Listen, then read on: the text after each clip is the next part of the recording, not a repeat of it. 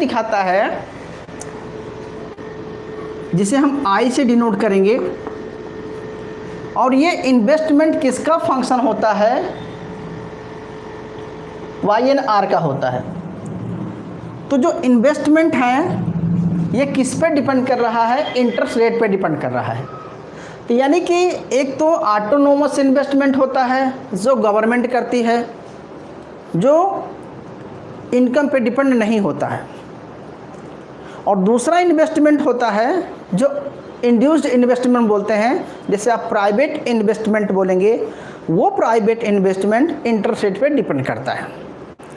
तो दो चीज़ें आपको समझना यहाँ पर है कि इन्वेस्टमेंट को दो तरह के इन्वेस्टमेंट हो गया, एक होता है जो इंड्यूस्ड इन्वेस्टमेंट यानी कि ऑटोनोमस इन्वेस्टमेंट जिसे बोलेंगे हम, और दूसरा होता है जिसे हम गवर्नमेंट इन्वेस्टमेंट भी बोल सकते हैं। तो एक इन्वेस्टमेंट आप इसको कहेंगे, लेकिन ये इन्वेस्टमेंट किस पर डिपेंड कर रहा है, ये इन्वेस्टमेंट मार्केट में इंटरेस्ट रेट पे डिपेंड करेगा। इंटरेस्ट रेट का मतलब यहाँ पर है, जिसे हम मान चलो बी माने हैं, बी क्या है, वी, और आई हमने इंटरेस्ट रेट माना है। अब आप बोलेंगे सर आप ये बी कहाँ से ला दिए, अब आपको बताता हूँ बी क्या है। बी ये है मार्जिनल प्रोपेंसिटी टू इंटरेस्ट की फ्लेक्सिबिलिटी है, यानी कि इकोनॉमी में बी का मतलब यहाँ पर है कि इन्वेस्टमेंट में कितना चेंज आएगा जब मार्केट में इंटरेस्ट रेट चेंज आएगा। तो investment change due to change in interest rate, delta I का मतलब है यहाँ पर इंटरेस्ट रेट में चेंजेस है। ठीक है, तो इसका मतलब ये हुआ कि इसे हम बोलेंगे बी, ध्यान समझना बी। अब बी को समझाने से पहले आपको दो चीज़ और बताता चलता हूँ। देखिए आपको एक ग्राफ बनाना है, प्लीज़ बनाइए साथ के साथ, क्योंकि मैं मिटाता जाऊँगा तो समझ में नहीं आएगा, तो प्लीज़ ग्राफ भी बनाइए आप। ग्राफ में है, आप यहाँ लिखेंगे इन्वेस्टमेंट,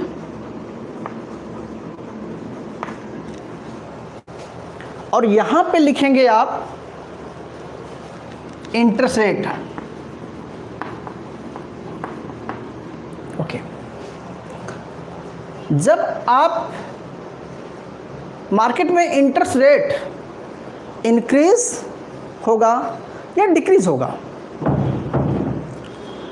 तो उससे आपका इन्वेस्टमेंट चेंज होता है। तो आप ऐसे बोलेंगे कि जब मार्केट में इंटरेस्ट रेट मान के चलो, या हम जिसे आई माने हैं, आई मान के चलो आई इतना है, तो इन्वेस्टमेंट आई नॉट है। और जब मार्केट में इंटरेस्ट रेट फॉल हो गया तो इन्वेस्टमेंट क्या होगा, आपका बढ़ जाएगा। तो इन्वेस्टमेंट आपका I1 हो गया।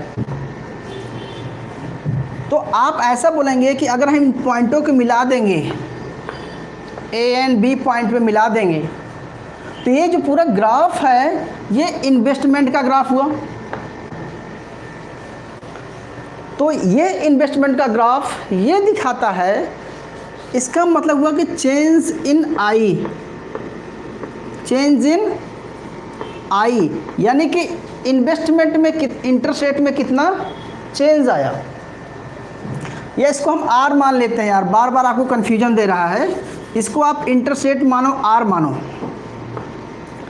चलो हम इसको आर मान लेते हैं, इसको हम आर मान लेते हैं।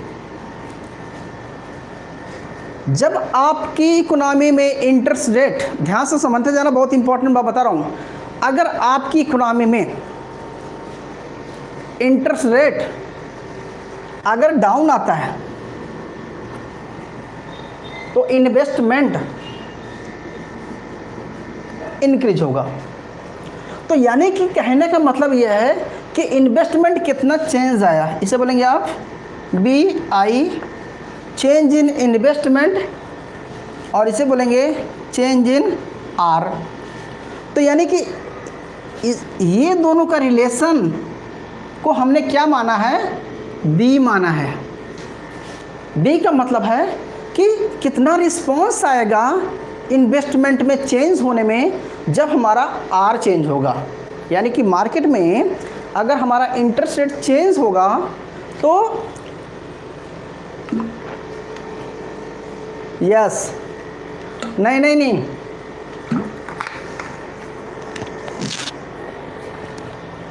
अगर मार्केट में इंटरेस्ट रेट चेंज आएगा तो इन्वेस्टमेंट बढ़ेगा। अगर इंटरेस्ट रेट इंक्रीज हो जाएगा, if interest rate increase then your investment decrease. तो क्या निकला, आपका जो चेंज प्रोफेशन है, चेंज का मतलब होता है कि रिस्पॉन्स, कितना रिस्पॉन्स आ रहा है। तो एक चीज़ आपको इन्वेस्टमेंट समझ में आ गया, तो आप पहली बात इसको नोट कर लेंगे, ठीक है। ये आप समझ गए होंगे, इस पॉइंट को, इसको आप समझ गए होंगे, ठीक है। अब हम इसके बाद दूसरा स्टेप आपको बताते हैं। इन्वेस्टमेंट के, जब भी इन्वेस्टमेंट की बात होगी तो आप क्या लिखेंगे, I plus V I. I means autonomous investment, जिसे हम फिक्स मानते हैं, और बी का मतलब है रिस्पॉन्स चेंजेस, और आर का मतलब है इंटरेस्ट रेट। तो इंटरेस्ट रेट में चेंज होने से इन्वेस्टमेंट कितना चेंज होगा, इसको हम, अच्छा एक चीज़ है, यहाँ पर मैंने माइनस का साइन दिया हुआ है। अगर माइनस का साइन है, it means there is an inverse relation, there is a negative relation. किस में हो रहा है, इन दोनों चीज़ों में हो रहा है, इन्वेस्टमेंट में और इंटरेस्ट रेट में नेगेटिव रिलेशन है। अब मैं इसको मिटा रहा हूँ, आगे चलते हैं, फिर आपको समझाते हूँ।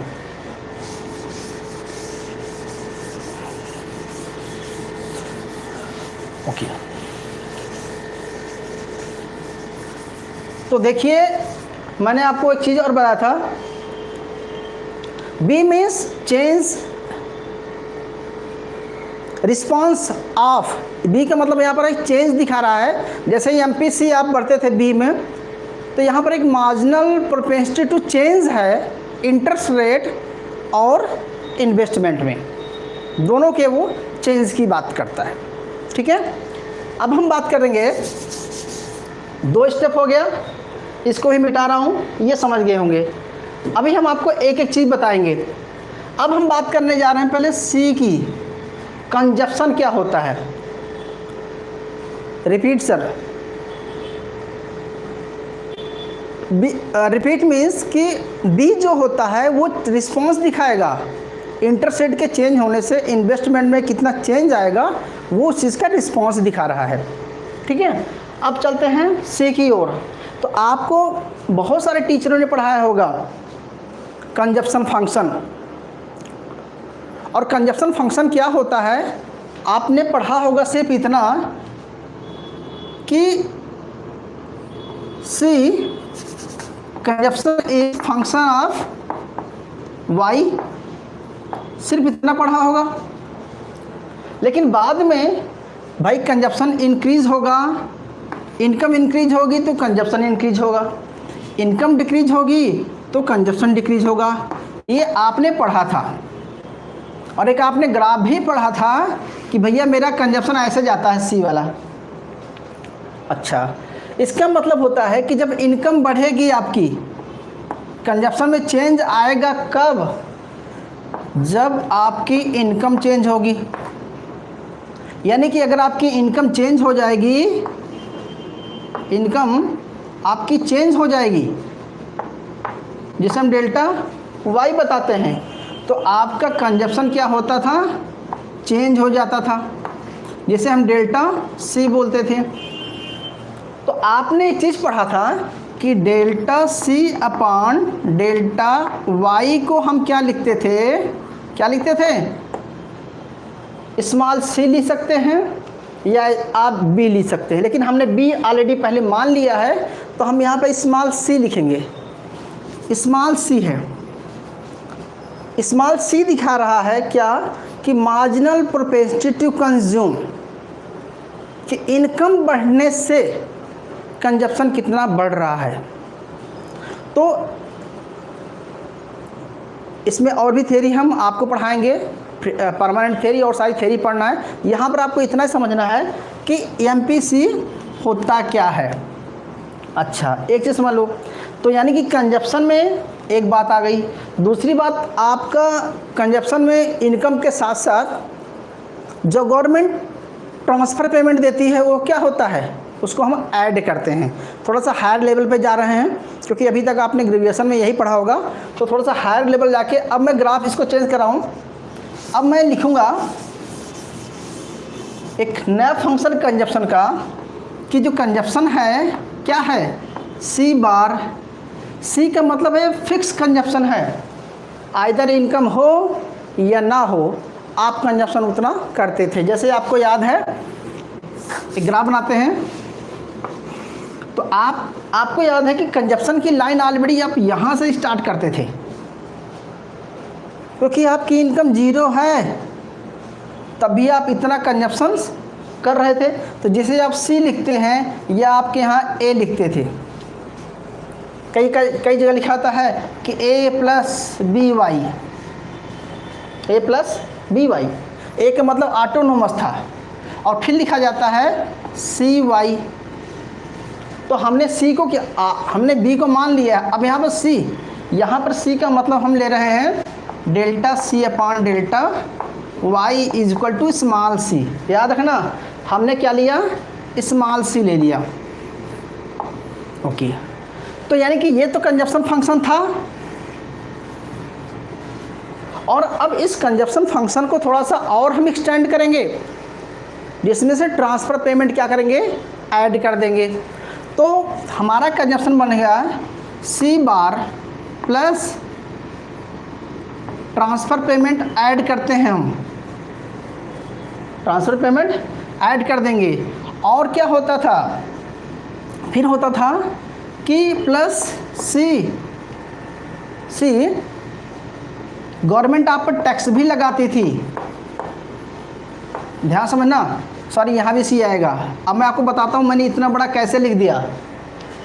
सी का मतलब है कि जब गवर्नमेंट आपको टैक्स दे रही है, गवर्नमेंट आपको ट्रांसफ़र पेमेंट देती है, उसको हम ऐड करते हैं। तो जो गवर्नमेंट, जैसे विडो पेंशन है या बेरोज़गारी भत्ता है, तो गवर्नमेंट हमें कुछ ना कुछ फ़ंड प्रोवाइड करती है, तो उस फंड को हम अपने कंजप्शन में क्या करते हैं, ऐड करते हैं। तो इसे बोलते हैं ट्रांसफ़र पेमेंट को हम ऐड कर दिया, तो सी। लेकिन उस ऐड का कितना हम कंजप्शन करते हैं, यानी कि उस आने से हमारा कितना कंजप्शन चेंज हो रहा है, तो ये प्रोपोर्शन हो गया। फिर है कि इनकम के होने से कितना हमारा कंजप्शन चेंज हो रहा है। लेकिन एक इसी बीच में मैंने माइनस टी कर दिया, क्योंकि गवर्नमेंट टैक्स भी लगाती है, तो डायरेक्ट टैक्स लगाने से हमारा कंजप्शन कम हो जाता है, तो हम क्या करें, उसको माइनस कर देंगे। तो हमारा कंजप्शन फंक्शन बन गया, ये हमारा कंजप्शन फंक्शन बन गया। ठीक है बेटा, अच्छा आपने नोट कर लिया इसको।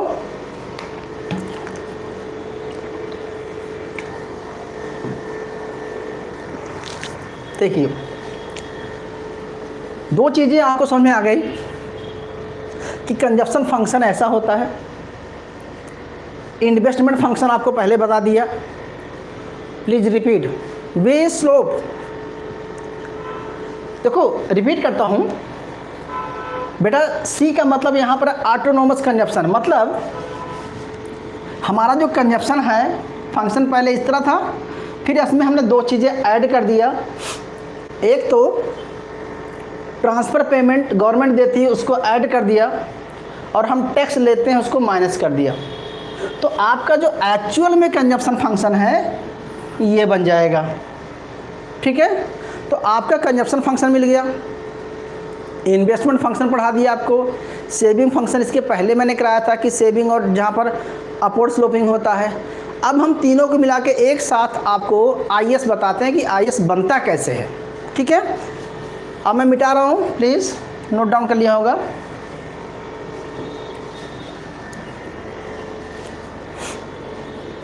मिटाऊँ?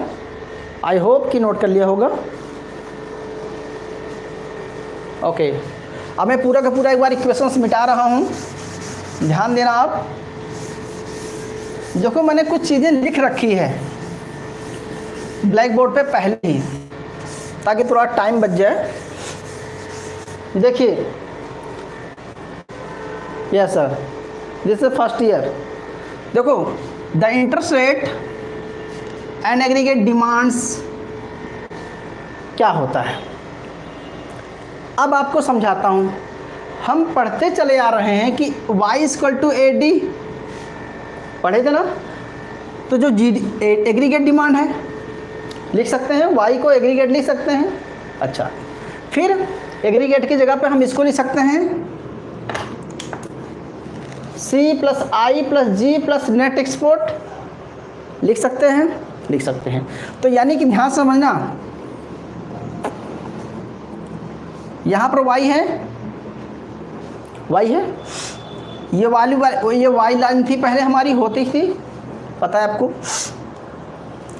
अब यहाँ पर हमने क्या क्या ले लिया, कंजप्शन ले लिया। अच्छा, ये कंजप्शन लाइन स्टार्ट हो गई, कंजप्शन ले लिया। अब इसी में इन्वेस्टमेंट ऐड करेंगे तो क्या हो जाएगा, C + I हो जाएगा, होगा ना। 2 सेक्टर इकोनॉमी बन गई। और जब हम इसमें गवर्नमेंट को भी जोड़ देंगे तो क्या हो जाता था आपका 3 सेक्टर। और जब हम इसमें नेट एक्सपोर्ट, यानी कि बाहर की कंट्री का एक्सपोर्ट इंपोर्ट जोड़ देते हैं नेट एक्सपोर्ट, तो हमारा कितने, कौन सी इकोनॉमी हो गई, 4 सेक्टर इकोनॉमी। अब 4 सेक्टर इकोनॉमी से यहाँ पर जो रिफ्लेक्शन है वो कई चीज़ों का था। आपने मल्टीप्लायर पढ़ा होगा कि अगर इन्वेस्टमेंट चेंज करेंगे तो कितना GDP चेंज होगा, हम वहाँ नहीं जा रहे हैं अभी। आपको हमने ये चीज़ क्या लिख दिया, इस चीज़ को हमने लिख दिया C + I + G + net export लिख दिया। ये आपका Y हो गया, इतना समझ में आ गया। अच्छा, अब चलते हैं, कुछ नहीं करना है, बहुत सिंपल तरीके से समझना है, कंफ्यूज नहीं होना है।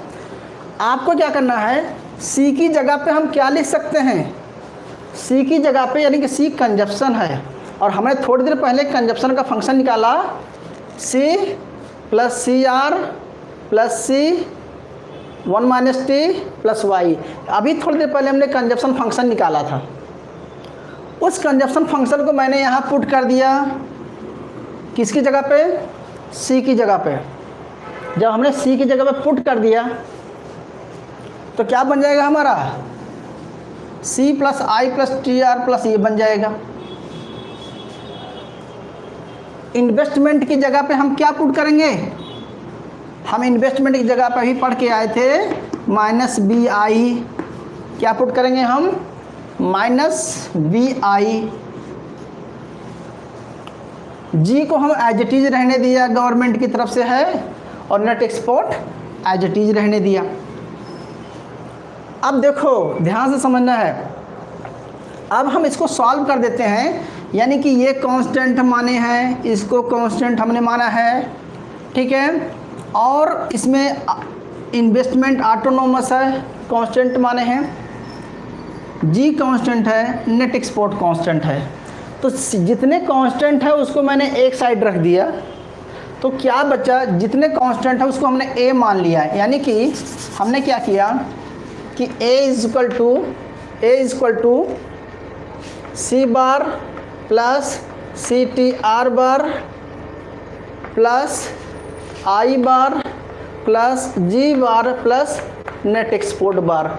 इन सबको हमने, जितने भी G थे, जितने भी बार वाले हैं जो कि कांस्टेंट थे, उन सबको मैंने क्या किया, उन सबको मैंने कांस्टेंट माना था। जब कांस्टेंट माना था तो मैंने क्या किया, उसको फिक्स मान लिया, तो A बन गया। तो अब हमारा इक्वेशंस क्या बन गया, A bar + C 1 - T Y - B।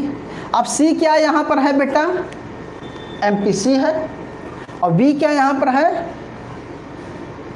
Marginal propensity to investment है, और ये मार्जिनल प्रोपेगेशन टू कंजप्शन है। तो यानी कि इसकी जगह पे अब हम क्या लिखेंगे, क्या लिखेंगे, A bar plus C 1 minus T Y minus B I, ये भी लिखेंगे। मतलब अब हम एग्रीगेट डिमांड्स फंक्शन को ये लिखा करेंगे, ठीक है। और इसकी जगह, और इसी को हम क्या बोलते हैं, इसी को हम एडी भी बोल सकते हैं, ध्यान सुना। तो यानी कि कोई न कोई एक फिक्स इनकम है और एक फिक्स इंटरेस्ट रेट है, उस पर हमारी इकोनॉमी वाई है। क्लियर हुआ। अब हम इस तरह से इकोनॉमी पढ़ेंगे। तो ये डेरिवेशन का आते जा रहे हैं आपको। तो देखो, इसको बोलते हैं आईएस, इसको बोलते हैं आईएस। आईएस का फार्मूला क्या हुआ, आईएस शो करता है सेविंग इन्वेस्टमेंट। ध्यान समझना, मैं इसको दोबारा बताता हूँ।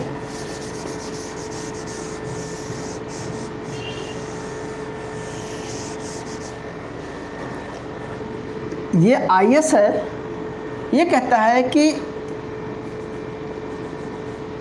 ए बार, ये का पूरा पूरा इक्वेशंस आईएस दिखाता है।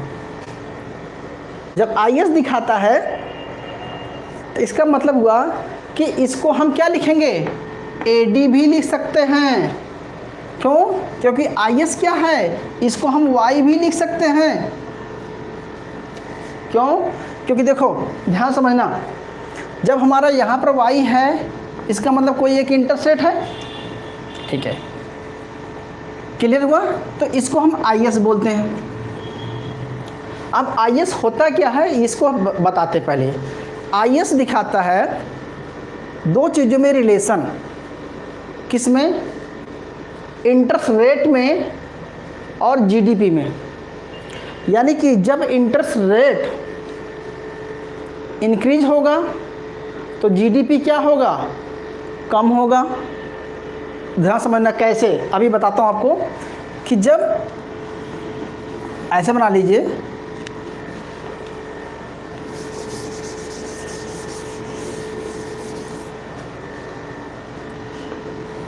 देखो कहने का मतलब है, इसे हम इसको क्या लिख सकते थे, एडी लिखते थे, एग्रीगेट डिमांड लिखते हैं।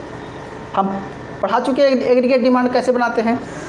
तो जब हम एडी इस तरह से पढ़े थे, किसके साथ, प्राइस के साथ। अब हम एडी की जगह पे क्या लिखेंगे, इसको लिखेंगे A bar C 1 minus T Y minus B I. यानी कि अब ये चेंज हो रहा है किसके साथ, किसके साथ, इंटरेस्ट रेट के साथ। और यहाँ पर क्या है, वाई है। यानी कि जब आपकी इकोनॉमी में इंटरेस्ट रेट फॉल होगा तो वाई क्या होगा, इकोनॉमी में वाई इंक्रीज होगा। और जब इंटरेस्ट रेट इंक्रीज होगा तो आपकी इकोनॉमी में जीडीपी कम होगा। क्यों कम होगा, देखिए, जब हमारी इकोनॉमी में इंटरेस्ट रेट कम होता है तो इन्वेस्टमेंट क्या होता है, बढ़ेगा। और जब इन्वेस्टमेंट बढ़ेगा तो डिमांड्स भी बढ़ेगी, एम्प्लॉयमेंट भी बढ़ेगा, कंजप्शन भी बढ़ेगा। तो सारा का सारा जो सिस्टम है इंक्रीज होगा। तो यानी कि हमारी इकोनॉमी किस पर डिपेंड कर रही है, इंटरेस्ट रेट पे। इंटरेस्ट रेट इंक्रीज डिक्रीज होने से आपका ये कंजप्शन सब कुछ चेंज होगा। तो अगर इंटरेस्ट रेट कम हो गया तो डिमांड बढ़ गई, और इंटरेस्ट रेट बढ़ गया तो डिमांड कम हो गई। तो आईएस कर्व क्या दिखाता है, IS curve is show the relationship between, किसमें, इन्वेस्टमेंट में, सॉरी इंटरेस्ट रेट और जीडीपी का रिलेशन। और एग्रीगेट डिमांड क्या दिखाता था, प्राइस का और इनकम का रिलेशन। और आईएस कर्व क्या दिखाता है, इंटरेस्ट रेट और जीडीपी का रिलेशन। दोनों में डिफरेंस यही है। जब हम यहाँ पर पी कर देंगे तो ये एडी हो जाएगा, और जब यहाँ पर आर कर देंगे तो ये आईएस हो जाएगा। तो आईएस क्यों हुआ, क्योंकि हमने इसको इंटरेस्ट रेट की टर्म में रख लिया है। क्लियर। अब मैं इसको मिटा करके आपको दिखाता हूँ कि डेरिवेटिव कैसे करते हैं आईएस का, तब आपका पॉइंट पूरा क्लियर होगा। अभी आपको मैं स्टार्टिंग दिया था तो आपको बड़ा बोरियत महसूस हो रहा होगा कि सर क्या समझा रहे हैं। तो बेसिक कंसेप्ट था, बेसिक में 4 चीज़ें आपने जान लिया। कंजप्शन फंक्शन कैसे बना, इन्वेस्टमेंट फंक्शन कैसे बना, फिर IS क्या होता है, ये चेंज कैसे आता है, ये निकलता कैसे है, AD कैसे होता है। Sir please repeat. देखो मैंने क्या पढ़ाया अभी अब तक आपको ये बताया कि जो एग्रीगेट डिमांड है वो प्राइस के साथ लिंक होता है, लेकिन जो इन्वेस्ट मतलब जो IS कर्व है वो इंटरेस्ट रेट के साथ रिलेशन है। और IS कर्व शो करता है क्या, relationship between GDP and interest rate में रिलेशन को दिखाता है। अब आपको मैं डेरिवेटिव करके दिखाता हूँ, तब आपको समझ में आएगा कि पूरा इक्वेशंस कैसे निकलता है। ठीक है, तो पूरा मैं मिटा रहा हूँ, चलिए आगे। ओके, मिटा दो बेटा। ओके,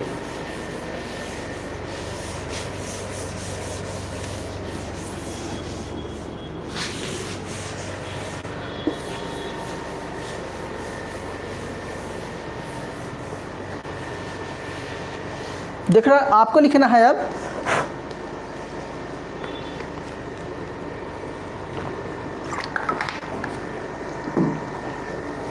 आप लिखिए द डेरिवेटिव ऑफ, प्लीज लिखिए derivation of IS curve, derivation of IS curve.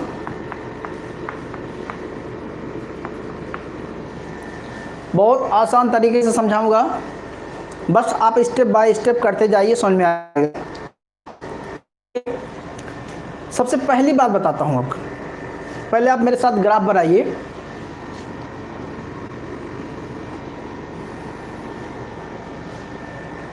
जैसा जब ऐसा ग्राफ बनाइए,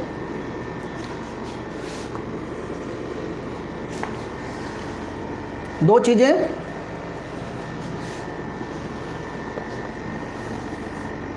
ठीक है, 3 ग्राफ बनाएंगे एक साथ, स्टेप बाय स्टेप करेंगे, समझ में आ जाएगा।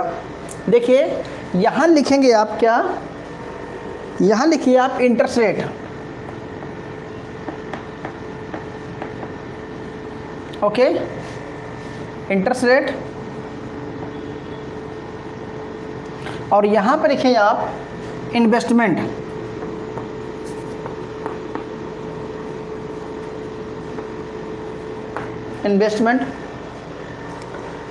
यहां पे लिखेंगे आप रियल GDP,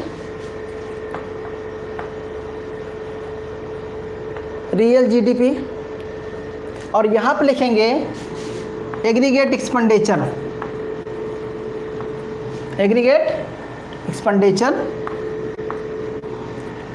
यहां पे लिखेंगे आप इंटरेस्ट रेट, यहां आपका है R, क्या है यहाँ पर, इंटरेस्ट रेट है, और यहाँ पर आपको लिखना है GDP, ठीक है, आपको लिखना है यहाँ पर GDP। तो देखिए कैसे चलेंगे, किस तरह से निकालेंगे, ये हमें जानना ज़रूरी है। सबसे पहली बात देखो, एक बात बताता हूँ, आप एक लाइन बनाइए, इसे बोलते हैं इन्वेस्टमेंट, प्लीज़ बनाइए इन्वेस्टमेंट। अच्छा, यहाँ पर मान के चलो मार्केट में इंटरेस्ट रेट R0 है, कितना है, R0 है, और ये है इन्वेस्टमेंट I0 है, R0 I0। अच्छा, जिसे हम मान के चलो E पॉइंट मान लेते हैं, यानी कि हम पता है कि यहाँ पर हमारा इन्वेस्टमेंट है। अच्छा, दूसरे में देखेंगे, ये हमारा Y है, जिसे हम C+IS बोलते थे, ठीक है। दूसरा जो ग्राफ है आप ऐसे निकालेंगे, और अब आप यहाँ पर क्या लिखेंगे, इसको लिखेंगे क्या, अभी थोड़ी देर पहले आपको लिखे थे, इसको लिखेंगे आप A bar plus C 1 minus T Y minus B I, क्या लिखेंगे, y minus B I. Clear? क्योंकि हमने अभी ये इक्वेशंस बनाया था, ठीक है। अच्छा, और आप यहाँ पर क्या करेंगे, y को डिनोट कर देंगे और जस्ट इसी के नीचे आप आएंगे, इसी के पैरेलल, तो आप यहाँ पर r लेंगे, r नॉट, जितना ये r नॉट है उतना ही r नॉट और y नॉट लेंगे। आप इनको इसी के सामने आप क्या करेंगे, मिला देंगे। तो यानी कि आपका ई पॉइंट यहाँ है और ई पॉइंट आपका यहाँ है और ई पॉइंट आपका यहाँ है। देखो, मान के मैं एक एज्यूम किया हूँ, कुछ नहीं किया हूँ, एज्यूम किया हूँ कि भैया मान के चलो ये 2% है, कितना है, 2% मार्केट में इंटरेस्ट रेट था, तो इन्वेस्टमेंट इतना था। तो यानी कि अब यहाँ पर क्या लिखेंगे आप, यहाँ पर हम लिखते हैं, यहाँ पर इंटरेस्ट रेट लिखते हैं, वैसे यहाँ पर ये लिखा जाता है ए बार माइनस बी आर नॉट, क्या लिख रहे हैं, बी आर नॉट, मतलब वही पूरा पूरा लिख सकते हैं। तो यानी कि बी, यानी कि ये 2% पे आपका इतना था, तो ये भी कितना हो गया, 2% पे था। क्लियर है? अब मैं देखो, आप सिंपल सा बताइए कि जब हमारी इकोनॉमी में, ध्यान समझना, जब 2% इंटरेस्ट रेट था तो जीडीपी आपका क्या थी, जीडीपी कितनी थी, OY,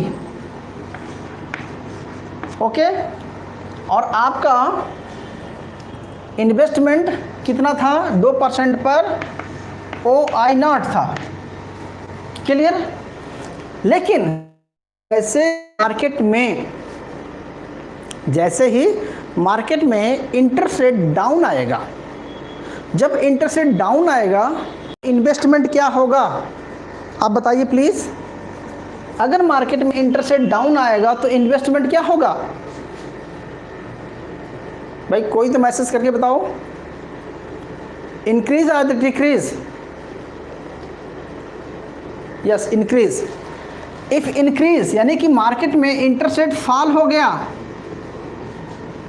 फॉल हो गया, मान के चलो 4% से 4% से, मतलब 2% से 1% आ गया, कितना, इफ R1 आ गया कितना, 1%,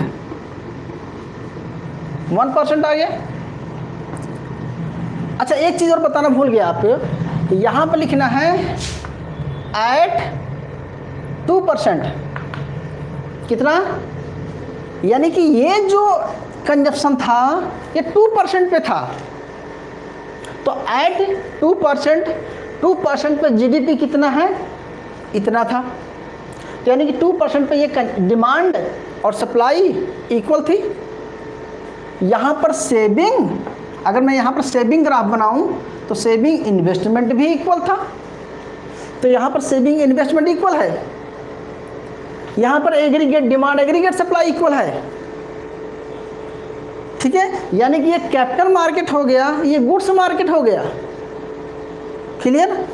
अब देखो, अब मैं बताता हूँ कि जब आपका इंटरेस्ट रेट डाउन आ जाएगा, क्या हुआ, इंटरेस्ट रेट कितना हो गया, कम हो गया, तो ये इन्वेस्टमेंट कितना बढ़ गया, इन्वेस्टमेंट क्या होगा बेटा, इंक्रीज होगा, तो I1 हो गया। यानी कि रिस्पॉन्स कितना है, हमने क्या पढ़ाया था अभी, B इक्वल टू क्या पढ़ाया था, B इक्वल टू हमने पढ़ा है कि डेल्टा आई अपॉन डेल्टा आर, यानी कि आर में जो चेंज आएगा, आर डिक्रीज हो गया तो आपका इन्वेस्टमेंट इंक्रीज हो गया। यह इन्वेस्टमेंट इंक्रीज होने से आपकी इकोनॉमी में एग्रीगेट डिमांड क्या होगा, प्लीज़ बताएं कोई। जब हमारी कंट्री में सी प्लस, सर ये सी प्लस पी है, वेयर सी प्लस नहीं, B I minus B I है बेटा, बी आर है, ठीक है। समझ नहीं आ रहा मुझे कहाँ कह रहे हैं आप। मेरा सेंस यहाँ था कि जब आपका interest rate, second graph C plus yes, C plus, अरे हम सी प्लस यस पढ़ते थे, यानी कि पूरी एग्रीगेट सप्लाई, या इसको आप एग्रीगेट सप्लाई भी कर सकते हैं, इसको आप एग्रीगेट सप्लाई भी ले सकते हैं, ओके। अब देखो ध्यान समझते जाओ, जब हमारा इकोनॉमी में इंटरेस्ट रेट फॉल होगा तो एग्रीगेट डिमांड क्या होगा, एग्रीगेट डिमांड क्या होगा शिवानी, एग्रीगेट डिमांड क्या होगा हमारा, जब इंटरेस्ट रेट फॉल होगा इन्वेस्टमेंट बढ़ेगा, इन्वेस्टमेंट बढ़ेगा तो एग्रीगेट डिमांड क्या होगा, बढ़ेगा।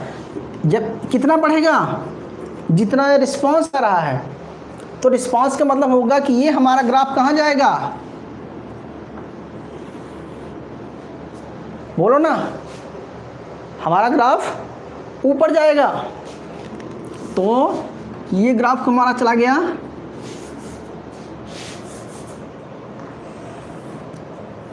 ठीक है। तो क्या हो गया आपका, ये A bar plus C 1 minus T Y minus B I कितने परसेंट पे है ये, अब कितने परसेंट पे कहेंगे आप, एट 1%, एट 1%, या यहाँ लिखेंगे A bar minus B are 1, यानी कि हमारी इकोनॉमी में जब इंटरेस्ट रेट फॉल हो गया, फॉल हो गया, यस, ये इंक्रीज हो गया तो ये भी तो इंक्रीज हुआ, इन्वेस्टमेंट इंक्रीज हो गया। अगर हमारा इतना इन्वेस्टमेंट इंक्रीज हुआ, ओके, जब हमारा इतना इन्वेस्टमेंट इंक्रीज होगा तो जीडीपी क्या होगा, जीडीपी क्या होगा, इंक्रीज होगा। तो यानी कि देखो अब आपका न्यू इक्विलिब्रियम्स कितना आ गया, there's new equilibrium y1 increase, अगर y1 आ गया तो ये डेल्टा y हो गया, कितना हो गया, डेल्टा y हो गया।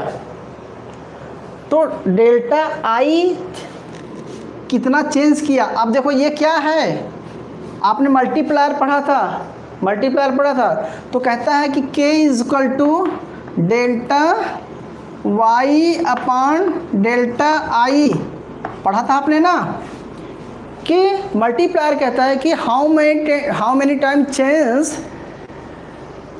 Income due to change in investment investment, तो इन्वेस्टमेंट मल्टीप्लायर ये था। तो यानी कि आपका ये क्या हो गया, चेंज हो गया।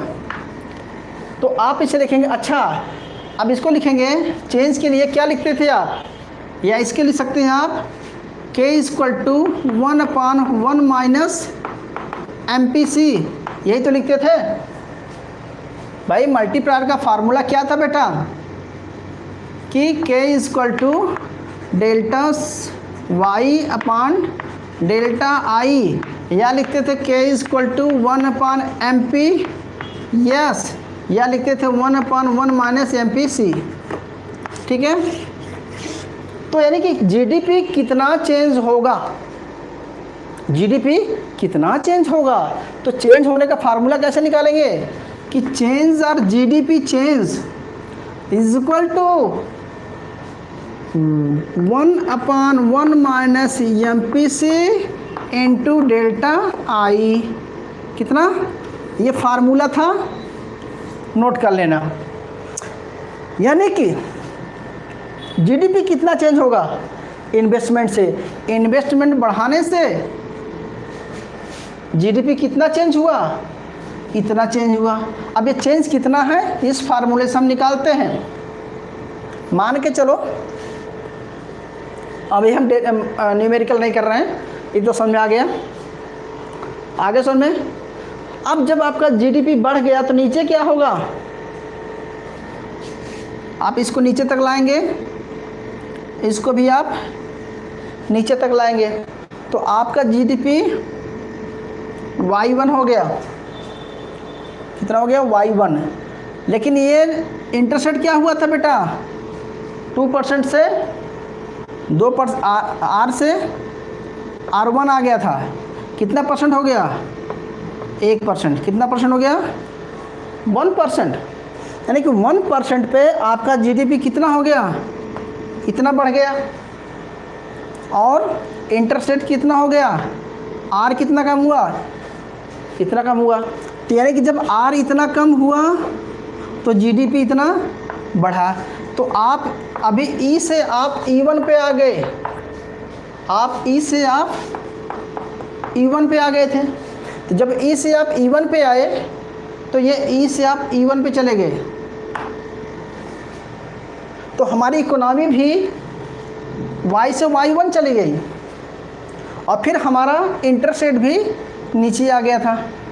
तो देखो, जब इंटरेस्ट रेट फॉल हो गया, इंटरेस्ट रेट फॉल हो गया तो जीडीपी क्या हुआ? इंक्रीज हो गई। ठीक है, मैं इसको मिटा रहा हूं।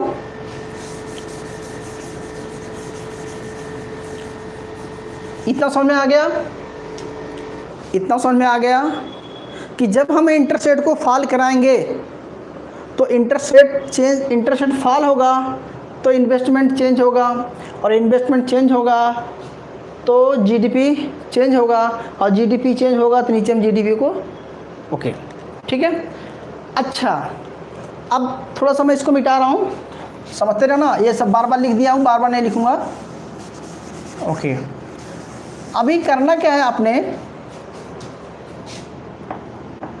अब एक काम कीजिएगा, एक बार इंटरेस्ट रेट को बढ़ा के देखो। अगर हम मार्केट में इंटरेस्ट रेट बढ़ाते हैं, मान के चलो हमने 2% था तो 1% पे आ गए, तो जीडीपी हमारा क्या हुआ? इंक्रीज हुआ था।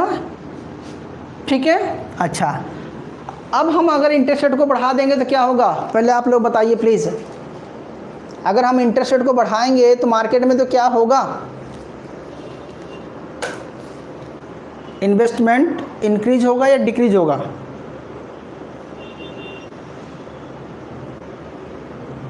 Yes sir, decrease. Investment decrease, yes. अगर हम बात करें कि हमने मान के चलो थोड़ा सा बढ़ा लिया, 1% से हम 4% पे चले गए, कितना? 4% पे चले गए, तो हमारा जो इकोनॉमी में इन्वेस्टमेंट था वो 1 हो गया। ओके, इन्वेस्टमेंट क्या हो जाएगा हमारा बेटा? कम हो जाएगा। यानी कि हमारा R अभी डाउन आया था, R ऊपर चला गया, तो हमारा इन्वेस्टमेंट कम हो गया। यहाँ बढ़ा था, यहाँ इन्वेस्टमेंट बैक कर गया, यानी कि E से आप E1 E2 पे आ गए। Okay, decrease in investment, yes, investment decrease. कितना डिक्रीज होगा ये डिपेंड करेगा किस पे? आपको फार्मूला बताया था, उस पर डिपेंड करेगा। अच्छा, जब ये डिक्रीज हो गया तो इसका इम्पैक्ट क्या पड़ेगा? हमारा इन्वेस्टमेंट डिक्रीज, तो एग्रीगेट डिमांड्स क्या होगी? If our decrease then what happened the aggregate demand? Market में एग्रीगेट डिमांड्स क्या होगा? यानी कि ये एडी ग्राफ कहाँ जाएगा? डिक्रीज होगा या इंक्रीज होगा? एडी ग्राफ हम क्या करेंगे? इसको नीचे की तरफ शिफ्ट करेंगे। ओके, तो अगर हम इसको नीचे तरफ शिफ्ट करते हैं तो क्या मिलेगा मेरा यहाँ पर? Yes, decrease. Then we can write A bar plus C 1 minus T Y minus B I. अब ये जो डिक्रीज किया है कितने परसेंट पे डिक्रीज हुआ है, किस इंटरेस्ट रेट पे, किस इंटरेस्ट रेट पे डिक्रीज हुआ है, 4% पे। कितने पे, आप लिखेंगे एट 4%, एट 4%। ओके, आपने जब एट 4% लिखा तो इसका मतलब हुआ कि आपकी इकोनॉमी अब यहाँ पर आ गई, Y2 पे आ गए आप। यस, जब Y2 पे आ गए तो आप E1 पे आ गए। यहाँ आपका E2 हो गया, क्या हो गया, E2 हो गया, AD फॉल्स E2 हो गया। जब AD फॉल E2 हो गया तो आप यहाँ पर आ गए। अब कितना परसेंट जीडीपी डिक्रीज हुआ है इसको कैसे निकालेंगे, तो निकालने का फार्मूला बताया था, फिर से लिख दे रहा हूँ। कैसे निकालेंगे, निकालेंगे आप कि डेल्टा वाई में चेंज आया है is equal to 1/1 minus MPC into delta I, यानी कि डेल्टा आई में कमी आ गया तो इन्वेस्टमेंट भी, जीडीपी भी कम हो जाएगी। लेकिन कितना कम होगी वो डिपेंड करेगा मल्टीप्लायर पे, डिपेंड करेगा इंटरेस्ट रेट पे, डिपेंड करेगा MPC पर, डिपेंड करेगा MPS पे।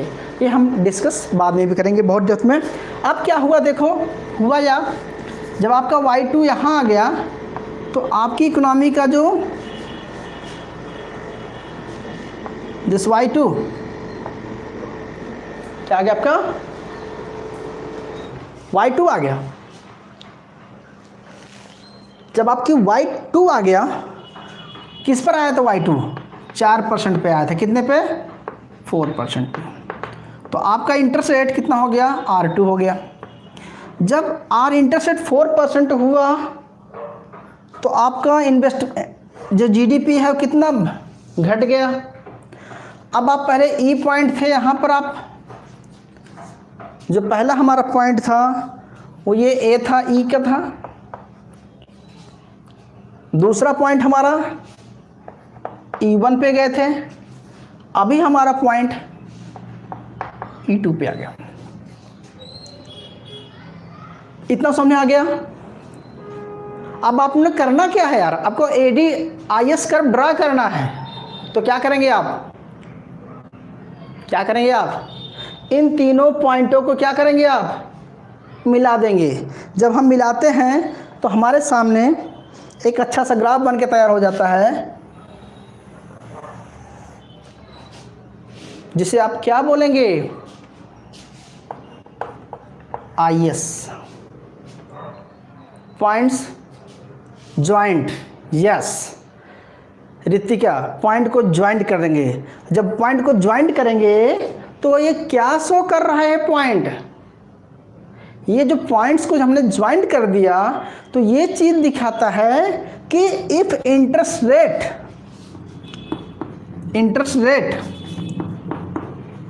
Increase then GDP, interest rate increase GDP decrease, यानी कि जीडीपी यानी कि वाई क्या होगा आपका, डिक्रीज हो जाएगा। और अगर इंटरेस्ट रेट डिक्रीज करेंगे आप तो आपका जो जीडीपी है वो क्या होगा, इंक्रीज हो जाएगा। तो क्या निकला कि देयर इज इनवर्स रिलेशनशिप। कैसा, इनवर्स रिलेशनशिप किसमें, जीडीपी में और इंटरेस्ट रेट में देयर इज इनवर्स रिलेशनशिप।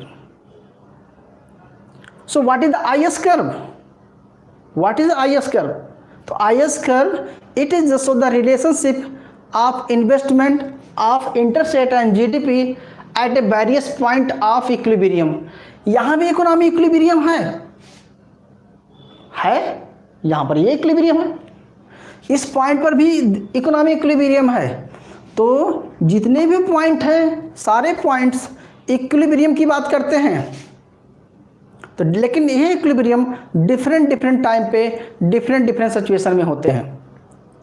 तो IS curve is show the various points of GDP and interest rate के रिलेशन को शो करता है। और कैसा रिलेशन है? दर इज इनवर्स रिलेशन है। और इनवर्स रिलेशन है दोनों का। ये कैसे निकाले आपने? आपने इन्वेस्टमेंट और आर का रिलेशन देखा कि जब इंटरेस्ट रेट बढ़ गया तो आर घट गया, जब इंटरेस्ट रेट बढ़ गया तो आर घट गया, यानी कि इंटरेस्ट रेट बढ़ने से आर बढ़ने से यानी कि जीडीपी हमारा इन्वेस्टमेंट कम हुआ। इन्वेस्टमेंट करने से हमारा पूरी इकोनॉमी में एग्रीगेट डिमांड कम हो गया। भाई इंटरेस्ट रेट बढ़ जाएगा तो लोगों की कंजप्शन कम हो जाएगी क्योंकि इन्वेस्टमेंट कम होगा। जब इन्वेस्टमेंट कम होगा तो एम्प्लॉयमेंट ऑटोमेटिकली कम हो जाएगा, और जब एम्प्लॉयमेंट ऑटोमेटिकली कम हो जाएगा तो जीडीपी क्या होगी? कम हो जाएगी। जीडीपी का लोगों की सेविंग कम हो जाएगी, लोगों का कैपिटल मार्केट में इकोनॉमिक कैपिटल फॉर्मेशन कम हो जाएगा, और जब कैपिटल फॉर्मेशन कम हो जाएगा तो नेक्स्ट टाइम के लिए इन्वेस्टमेंट के लिए पैसा कहाँ है? तो इंटरेस्ट रेट और बढ़ जाएगा, तो जीडीपी और कम हो जाएगी। तो ये सर्कल चलता है। फिर क्या होगा? अप होगा, कभी डाउन होगा। तो जब हम आईएस कर्व को इसलिए पढ़ते हैं कि हम रिलेशन देखना चाहते हैं इकोनॉमी में इंटरेस्ट रेट के चेंज होने से इकोनॉमी में कितना फ्लक्चुएशन आ रहा है जीडीपी में, और हमारा इनकम कितना चेंज इंक्रीज डिक्रीज हो रहा है। तो डेरिवेशन ऑफ आईएस कर्व आता है आपके एग्जाम में, तो क्या करेंगे? इस ग्राफ को रिप्रेजेंट कर देंगे आप। यही आपका पूरा आईएस डेरिवेशन कर्व था। और आपसे पूछा जाए कि आईएस कर्व डेरिवेशन, तो जो न्यूमेरिकल मैंने जो आपका इक्वेशंस बनाए थे वो इक्वेशंस आपकी डेरिवेटिव हो गया, और ये ग्राफिकली हमने रिप्रेजेंट किया कि किस तरह से निकालते हैं। स्टेप बाय स्टेप आपको करेंगे तो समझ में आएगा। अदरवाइज आप ऐसे ग्राफ को देखेंगे तो आपको लगेगा कि सर ये तो बड़ा कॉम्प्लिकेटेड है, but I think it's not complicated यार। आप तो समझ में आ गया होगा। अगर समझ में आ गया तो यस कीजिए, फिर थोड़ा सा आगे पढ़ाते हैं आपको भी। यस या नो? रिपीट करने की जरूरत है? श्वेता, निकिता, क्लियर है पॉइंट का आपका? Yes sir. अगर आपका क्लियर है तो मैं इसी ग्राफ में दो चीज़ें और बताऊंगा आपको भी। Sir no sir, not repeat. Oh I am not repeating again. Okay, no I am not repeating. Is clear point sir, clear. अब हम इसी में आगे चलते हैं। आपने दो चीज़ सुना होगा, एक्सपेंशन और कंस्ट्रक्शन। अगर आपके एग्जाम में आता है कि आईएस कर्व शिफ्टिंग और मूवमेंट दिखाना है तो शिफ्टिंग कैसे दिखाएंगे बेटा, और मूवमेंट कैसे दिखाएंगे? तो अगर मूवमेंट्स है तो देखिए, अब यहाँ से यहाँ पर आए तो क्या हुआ? आपका एक्सपेंशन था, और जब यहाँ से यहाँ गए तो आपका क्या हो गया? कॉन्ट्रैक्शन हो गया। ग्राफ इसी तरह से बनाना है आपको अलग से।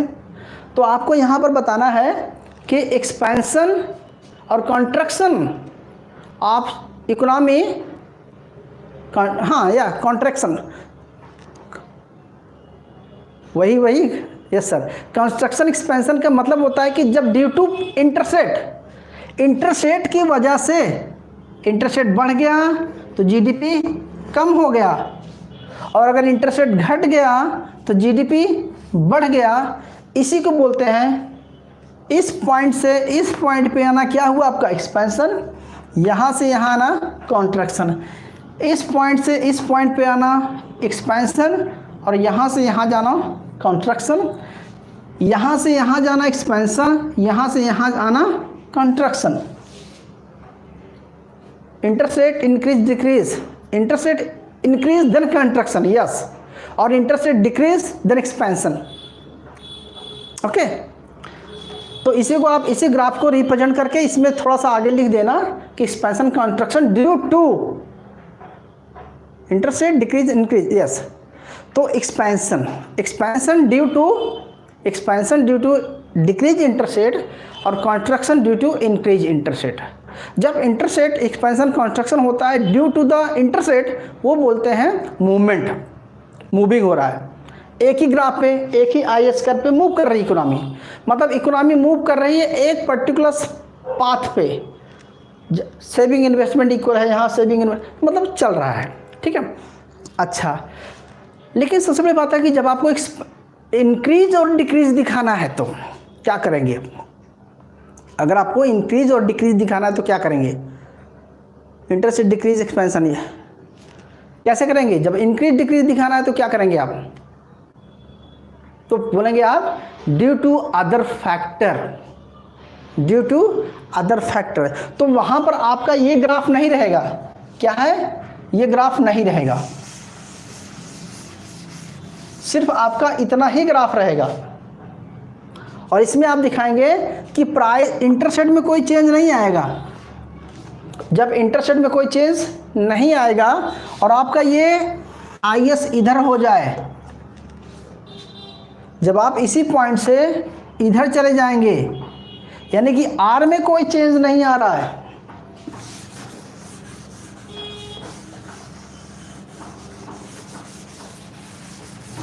If there is no change of R, interest rate वही का वही रहे और GDP IS शिफ्ट हो जाए, लेकिन शिफ्ट क्या क्यों होगा? तो बोलोगे सर गवर्नमेंट ने टैक्स बढ़ा दिया या गवर्नमेंट ने टैक्स कम कर दिया, वो तो अदर फैक्टर हो गया ना। अच्छा, आपकी कंट्री में एक्सपोर्ट इंक्रीज हो गया, आइदर एक्सपोर्ट डिक्रीज हो गया, या आपकी कंट्री का इंपोर्ट बढ़ गया या आपका इंपोर्ट कम हो गया। यानी कि एक्सपोर्ट इंपोर्ट कम ज़्यादा हो जाने उसके वजह से भी गवर्नमेंट टैक्स लगा दिया इंक्रीज डिक्रीज, उसकी वजह से भी इन्वेस्टमेंट चेंज हो जाएगा। गवर्नमेंट सब्सिडी इंक्रीज डिक्रीज कर दिया, उसकी वजह से चेंज हो जाएगा। टैक्स लगा दिया, उसकी वजह से चेंज हो जाएगा। गवर्नमेंट न्यू बजट लाता है, उसमें बहुत सारी फ्लेक्सिबिलिटी देता है, उससे कम हो जाएगा। मॉनेटरी पॉलिसी में मनी सप्लाई बढ़ जाती है तो इंटरेस्ट रेट ऑटोमेटिकली फॉल हो जाएगा, और मनी सप्लाई घट जाएगी तो इंटरेस्ट रेट डाउन आ जाएगा। यानी कि कोई भी फैक्टर हो सकता है, कंजप्शन हो सकता है, इन्वेस्टमेंट हो सकता है, गवर्नमेंट की साइड से कोई प्रॉब्लम हो सकती है, या नेट एक्सपोर्ट इंपोर्ट में चेंज आ सकता है। तो जब इन चीज़ों में चेंज आएगा, यहाँ पर R से कोई लेना देना नहीं है। एक्सपोर्ट इंपोर्ट चेंज होगा तो GDP का पूरा सिस्टम चेंज हो जाएगा, R से कोई मतलब नहीं है। इसी तरह से अगर आपका कंजप्शन बढ़ गया, किसी चीज़ का कंजप्शन बढ़ गया, अब यार मान के चलो डीमोनेटाइजेशन हो गया था, सडनली मार्केट में मनी सप्लाई कम हो गई, तो क्या हुआ था देख सकते हैं आप। तो जब मार्केट में मनी सप्लाई सडनली कम हो जाए या बढ़ जाए, उसकी वजह से मार्केट की जो सिचुएशन चेंज होती है, तो उसे बोलेंगे due to other factor. Due to other factor में क्या करना है आपको कि कुछ नहीं करना है, IS को एक बार इंक्रीजिंग कर देंगे। जब IS को आप डिक्रीजिंग करेंगे, जब IS को आप इधर लेंगे तो ये डिक्रीज हो गया, और इधर लेंगे आपका तो इंक्रीजिंग हो गया। तो increasing due to other factor और decreasing due to other factor, same interest rate पे अगर इंक्रीजिंग डिक्रीजिंग होता है तो इसे ही बोलते हैं आप क्या, शिफ्ट IS कर्व। तो क्लास देखो, मैंने आपको आज क्या करा दिया, IS कर्व होता क्या है, derivation of IS curve numerically नहीं कराया आपको क्योंकि बहुत कॉम्प्लिकेटेड हो जाता। आपको मैंने डराइव करके दिखा दिया, ग्राफिकल रिप्रेजेंट करके दिखा दिया, फिर आपको बताया कि शिफ्टिंग एंड मोमेंट क्या होता है और इंक्रीजिंग और डिक्रीजिंग क्या होता है। मुझे लगता है आज के लिए इतना ही काफ़ी है क्योंकि आपका बहुत कॉम्प्लिकेटेड हो जाएगा। तो कैसा लगा? अगर आपको समझ में आ गया तो ठीक है, यस कीजिए। ठीक है, हम आज यहाँ तक यहीं तक पढ़ेंगे। नेक्स्ट क्लास में हम आगे देखेंगे क्या पढ़ना है, LM मॉडल पढ़ेंगे। तो यहाँ तक IS हो गया है, अब हम आगे LM मॉडल की बात करेंगे, उसको कैसे डेरिवेटिव करते हैं, उसको कैसे फाइंड करते हैं। ठीक है, सो यट्स इनफ, थैंक यू। मिलते हैं नेक्स्ट क्लास में, जब आप लोग डिसाइड कर लेना नेक्स्ट क्लास कब लेना है। So okay, good night all of you, thank you. चलें, ओके, अगर कोई क्वारी हो तो प्लीज़ आप लोग जो है ओके सर, एंड प्लीज़ कोई क्वारी हो तो प्लीज़ आप लोग पर्सनली आप मैसेज कर देना या ग्रुप में डाल देना, I will solve your problem. Thank you, बंद करते हैं। Thank you. बुक में मैथमेटिकली, यस बुक में मैथमेटिकली नहीं दिया हुआ है, फिर भी मैंने आपको मॉडलिंग ही दिया गया है, तो मॉडल के अकॉर्डिंग आपको मैंने कराया है। आपकी बुक में ग्राफ अलग हो सकता है, मैंने अपने तरीके से कराया है ताकि आपको समझ में अच्छी तरह से आ जाए।